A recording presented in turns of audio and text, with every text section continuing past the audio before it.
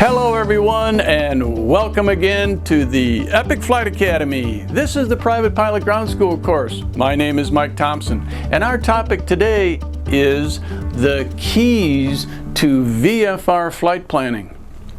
Now, what you're going to have to do to be successful with this content is, number one, follow along in Epic's online learning program. And you'll see as we work through this video how the slides kind of parallel that content.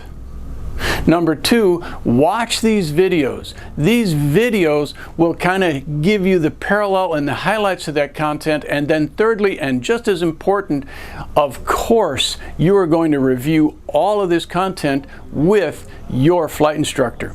So let's get started with the keys to VFR flight planning.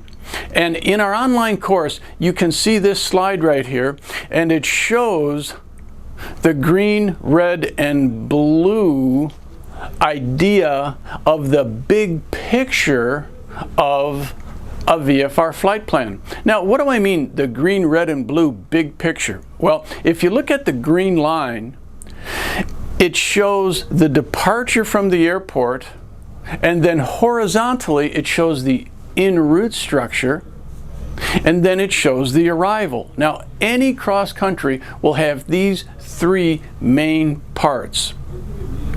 If you look at our red icons, we look at those as VFR points, and you see a top of climb, you see a top of descent, you see a couple of waypoints en route. But notice, if we're climbing very high, there might actually be a waypoint in the climb or in a long descent. And then finally in blue, you see how the blues are kind of a star shape?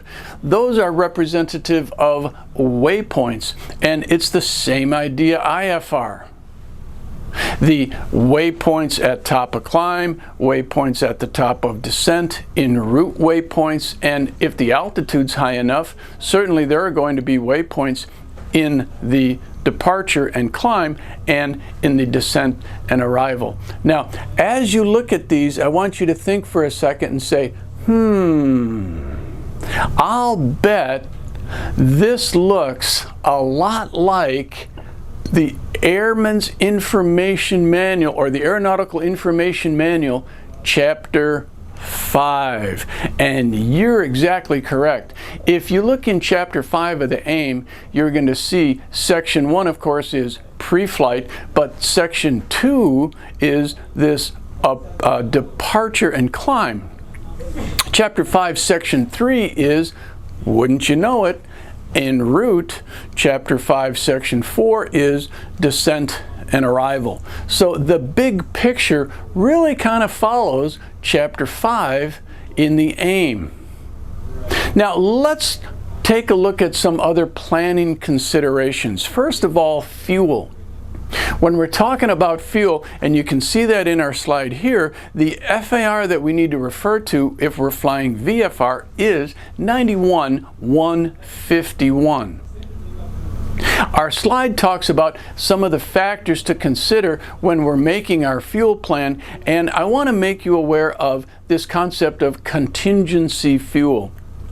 What is that for? It's for unplanned contingencies. Well, what do we mean by that? Well, first of all, understand that contingency fuel is always above and beyond the fuel that you are required by the regulations to carry in reserve.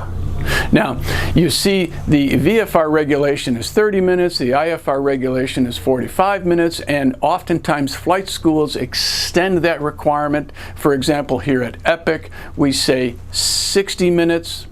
Now, contingency will be above and beyond that, and that might be for things like if you're expecting delays, or if you know that you're at an airport with extended taxi times.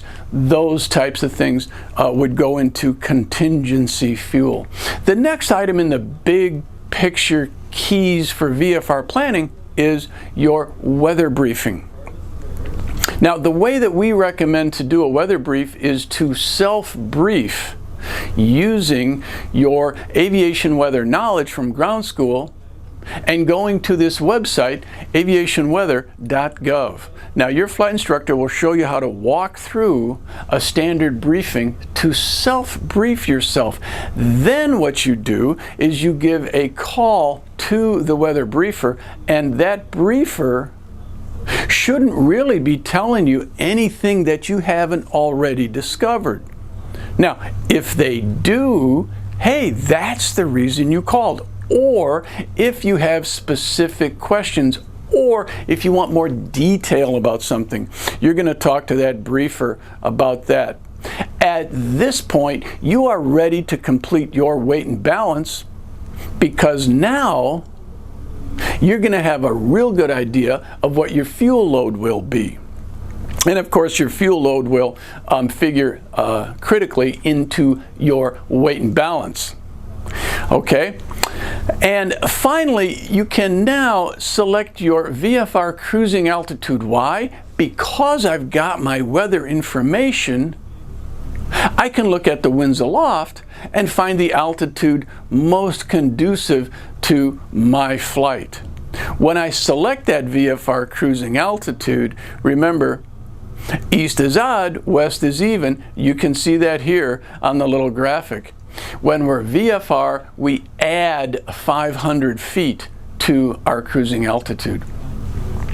And recall that these altitudes, east and west, are based on magnetic track. And east goes from 0 to 179 magnetic, and west goes from 180 to 359 magnetic. And these only apply above what altitude? If you said 3,000 feet, you're correct. That's FAR 91159. Now let's take some of that information and fill in the basics of our weather brief on the back of our navlog. And you can see that here on the back of the navlog or the back of the flight plan form. Somewhere I'm going to want to take a hard copy of the critical parts of my weather brief. I'm going to take those with me on the flight. Now later on, as you become more proficient with ForeFlight, you may take that weather briefing with you on your iPad in ForeFlight. But initially, we're going to want you to write it down and take a hard copy, like here in our example. Now remember, when we start to calculate our performance, these performance numbers come from our POH Chapter 5. And when we're calculating our performance, we take numbers from Chapter 5 for our estimated true airspeed, our RPM, and estimated brake horsepower, or in the 172S model, it's the MCT, or maximum continuous power.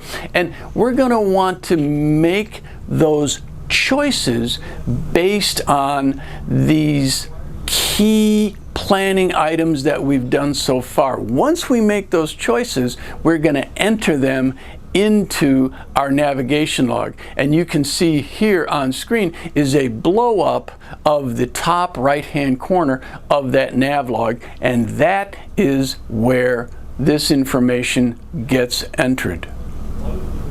Now it's time to break out that sectional chart and our plotter that we've talked about previously and already learned how to use, and we're going to lay out our course by physically drawing a line on the sectional chart.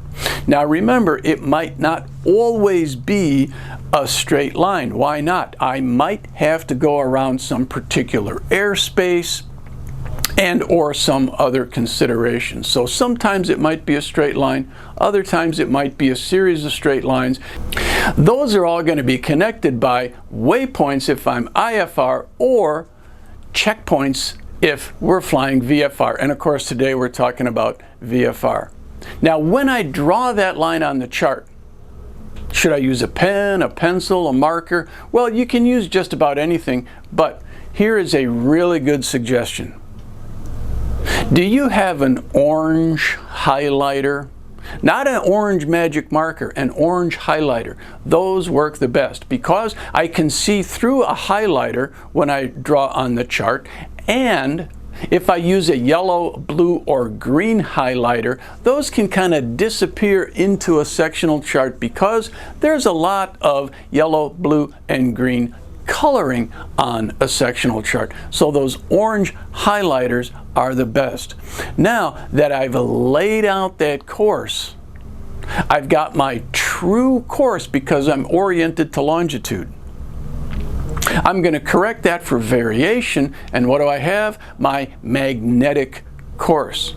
I take my magnetic course and correct for winds, and now I've got magnetic heading, and I'm going to take that magnetic heading, go to my magnetic compass and correct for deviation, and now I've got my compass heading. The next thing I'm going to do is select my VFR checkpoints along this route that I've laid out. Now, how far apart should these be? 10 miles, 20 miles, 60 miles? Well, in the 172, we recommend that these are approximately 20 to 30 miles apart. Why is that? Because of the speed of the airplane. We have ground speeds roughly anywhere from 90 to 120, maybe 100 to 110 on average. And at those speeds, if my checkpoints were closer than 20 miles, I'd be flying over a checkpoint so frequently my head would constantly be down in my lap looking at my nav log, and nobody's looking outside while I'm flying the airplane. If those checkpoints were 50 or 60 miles apart, it might be more difficult to do the proper pilotage I need to do to stay on my course. And if I can't find that next checkpoint soon enough, I might get lost. So at the speeds the 172 flies, these checkpoints from 20 to 30 nautical miles apart works the best. Now, your flight instructor is going to work with you on all of this. Now, let's wrap up this session on keys to VFR flight planning with a couple of questions. Here's our first question. When we select our cruise altitude and we're cruising easterly or westerly, are those easterly and westerly courses, are those based on true or magnetic? And if you said magnetic, you're correct. Here's a second question.